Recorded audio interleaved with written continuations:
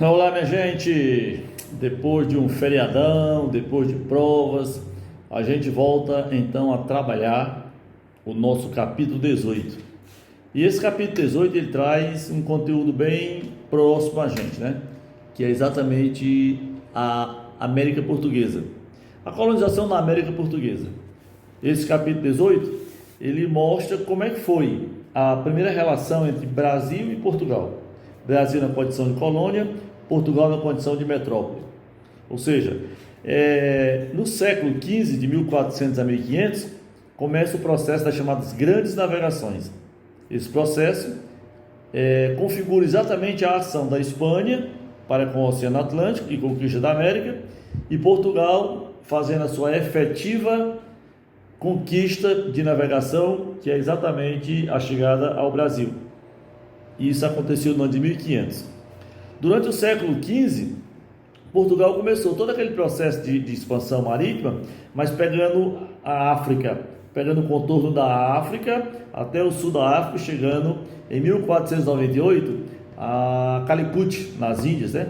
Para poder fazer o comércio com Constantinopla, comércio de especiarias. Então vejamos, todo e qualquer autor, quando fala da América Portuguesa, ele traz os momentos primeiros da relação Portugal e Brasil, que é chamado conhecidamente como pré-colonial. Esse período pré-colonial que vai do ano de 1500 a 1530. Nesse período nós tivemos apenas expedições exploradora, guarda-costa e colonizadora. 3 tipos de expedições. Expedição exploradora, o próprio nome já diz, seria a busca de quaisquer riquezas que o Brasil pudesse apresentar. A expedição guarda-costa é exatamente a expedição do Cristóvão Jacques. Gaspar de Lemos, sua primeira expedição, a exploradora. Cristóvão Jacques fez 2 expedições, uma em 1516 e outra em 1526. A ideia, o objetivo dessa expedição guarda-costa, o próprio nome já diz, é tentar realizar uma ação de defesa pegando o norte do Brasil até o sul do Brasil. Você não pode esquecer que o Brasil dessa época, o Brasil do século XVI, ele começava no Pará, Belém do Pará, e ia até Laguna, Santa Catarina. Era aproximadamente 1/3 do que o Brasil tem hoje. A América ela era dividida, à direita a América Portuguesa e à esquerda, da linha de Tordesilhas, a América Espanhola. Então, o Brasil no Império Português, ele se inicia aí, na hora que Portugal começou o processo de navegação e começou a explorar, começou a buscar no Brasil riquezas que a burguesia portuguesa queria para dar sequência ao seu trabalho, que é exatamente o mercado. Você tem uma ideia? Portugal explorou a África, Portugal chegou até as Índias, mas ele precisava de imediato vir até o Brasil e oficializar as terras à direita da linha de Tordesilhas como pertencente a Portugal antes que outros países vieram. Que outros países eram esses? A França, a Inglaterra, a Holanda. Aliás, só para lembrar você, né? Porque são 5 países que iniciam o processo de navegação. Portugal, a Espanha foram os primeiros, depois Inglaterra e França, que só entraram nesse processo depois da Guerra dos 100 Anos. E no mesmo período, do século XV, a Holanda já estava navegando, buscando uma estratégia mais complexa de ganho de arrecadação de riqueza. Só para lembrar você, a Holanda esteve no Brasil de 1624 até 1654, portanto 30 anos. A Holanda passou aqui no Brasil, invadiu a Bahia, foi escorraçada de lá, né? Depois foi para Pernambuco, onde ficou durante quase 30 anos. Então vejamos, Portugal a princípio deixou o Brasil em segundo plano. Portugal entendeu que o Brasil não tinha uma suficiência de riqueza para que a burguesia portuguesa conseguisse seus intentos. Então o Brasil ficou em segundo plano. Por que o Brasil ficou em segundo plano? É muito fácil de entender. O comércio de especiarias, o comércio que Portugal fazia com especiarias, que era o chamado ciclo oriental, era mais lucrativo, era mais rentável. Portugal ia até as Índias, comprava noz moscada, comprava tecidos finos, comprava perfume, comprava seda, comprava cravo, canela, aquelas especiarias que no processo de venda para a Europa rendia mais do que a exploração do Brasil. Então, de 1500 a 1530, o Brasil fica no processo em segundo plano. Em primeiro plano, o comércio de especiarias. Ou seja, por que o Brasil ficou em segundo plano? Porque não dava rentabilidade, porque não dava lucro para Portugal. Certo? Brasil, qual é o primeiro produto a ser explorado? Pau-brasil. O objetivo era esse? Não. O objetivo, já disse, eram riquezas, ouro e prata. Mas aí não tinha explorado o pau-brasil, certo? De uma maneira altamente desordenada, devastar a Mata Atlântica. Já começaram a devastar a Mata Atlântica, explorando o pau-brasil.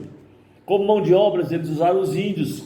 Os índios eram mão de obra, escrava índia, onde os índios ajudaram a derrubada de matas, a extração de mercadorias, a extração de fauna, flora, né? Produto de um modo geral. E isso começou em 1500 até 1530. Em 1530, o Portugal resolve então mandar uma expedição efetiva para o Brasil, chamada expedição colonizadora.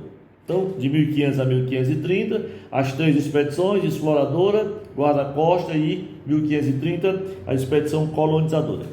A mão de obra para a exploração do pau-brasil foi a indígena, e eles trocavam o trabalho do índio por bugigangas, peças que eram alheias aos índios, certo? Essa relação colonizador-índio, o colonizador passando para o índio alguma peça, alguns instrumentos artesanais, alguns instrumentos domésticos, era para pagar o trabalho que os índios tinham para poder fazer a derrubada do pau-brasil, levar até as feitorias, que eram armazéns na beira-mar, né, litoral, para poder essas madeiras seguirem para Portugal. O escambo era a relação comercial entre os portugueses e os índios. Não esquecer que tem outro tão parecido, que é o estanco. O estanco era exatamente um regime de monopólio exclusivo do rei de Portugal. Só quem podia explorar o pau-brasil era quem tivesse a concessão do reino de Portugal. Estanco era o regime de monopólio, era o direito que Portugal tinha para explorar o pau-brasil.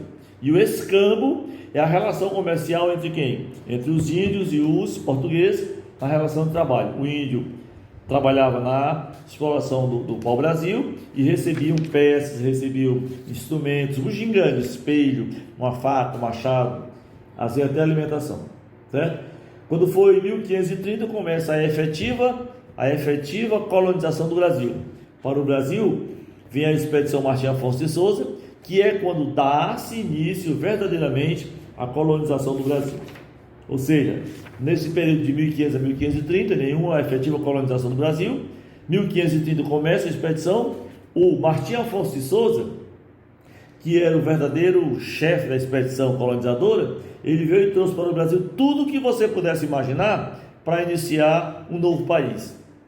Gente, animal, trouxe inclusive a cana-de-açúcar, porque a cana-de-açúcar foi o segundo produto a dar lucro para os portugueses. Se bem que a nossa cana-de-açúcar foi explorada bastante pelos holandeses.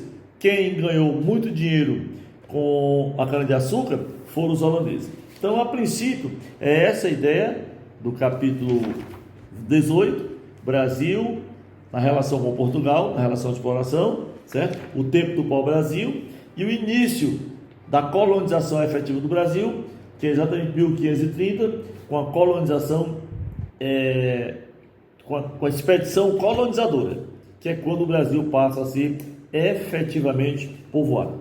Havia até a expressão que dizia assim, povoar para proteger, trazer o povo para cá, para povoar o Brasil, para dar uma certa proteção ao Brasil, ok? Então eu quero que você dê uma lida nessa página 248, 249, 250, tem 7 questões para você resolver, e quando for segunda-feira, dia 26, a gente comenta essa primeira parte do capítulo 18, que é a América Portuguesa, que é a colonização da América Portuguesa, tá bom? Um abraço, até o dia 26, segunda-feira. Tudo bom, gente?